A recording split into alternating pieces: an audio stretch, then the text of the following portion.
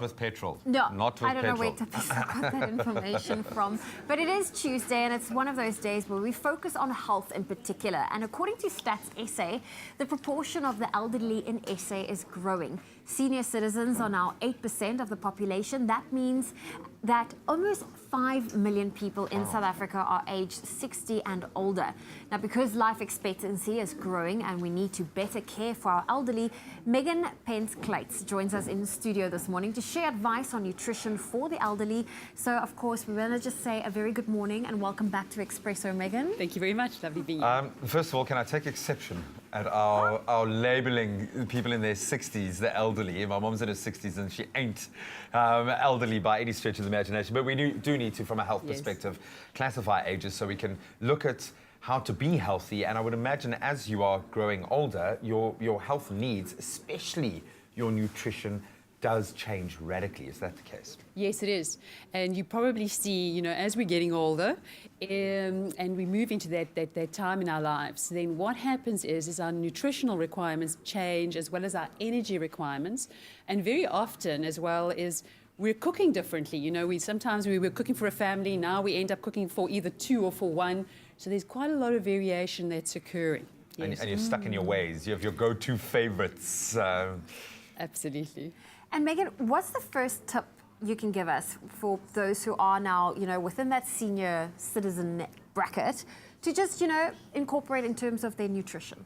Okay, so one thing that we do see quite a bit is the fact that people are adding quite a lot of condiments, particularly salt, to their food.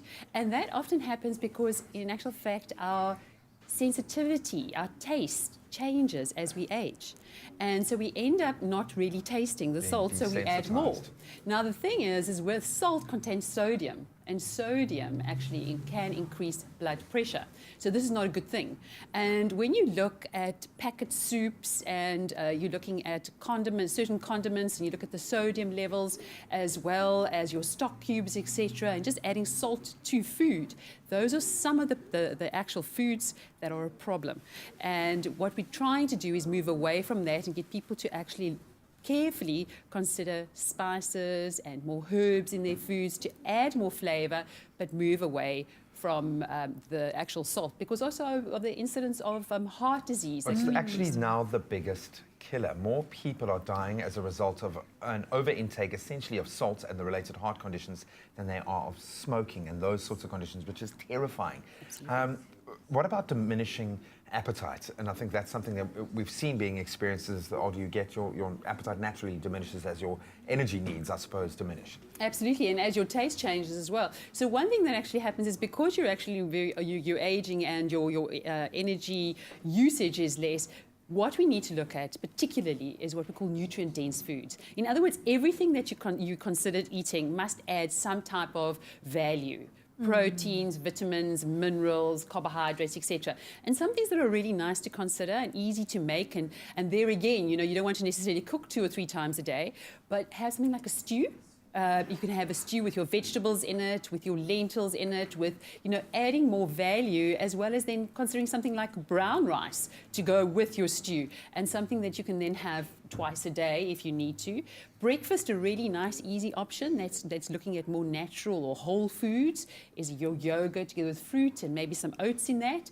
These are great nutrient-dense foods to add value in terms of what you're eating. And it's often those small tweaks that can make a big difference. Now, yes. Megan, I know that when it comes to omega-3s, it has health benefits for all ages, but how important is it for our seniors? Oh, I think that this is something we really need to focus on. We don't necessarily get enough omega-3 because omega-3 is particularly found in foods such as your oily fish and also something like canola oil. Now, what it does is it actually helps, you know, with cognitive function, and it is also been shown to help with reducing blood pressure, and very importantly, it helps. It's basically like an anti-inflammatory, which means people that are suffering, you know, with arthritis, etc., can actually benefit from it.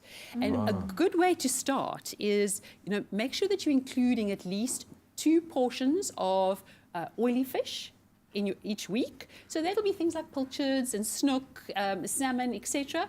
And then, of course, also cook with canola oil, because canola oil naturally is high in omega-3 as well. So now you're adding in extra value into your cooking and into your diet by using those different foods. And we often go first to supplements, but the best way to take nutrients in is in a whole state, in a food state. Cook with it also saves you a little bit, and you can have a lot of fun. If you're battling with the flavor of your food, cook nicer food, and it can also have the health benefits. Thank you so much. Exactly. It's been really, really revealing chat.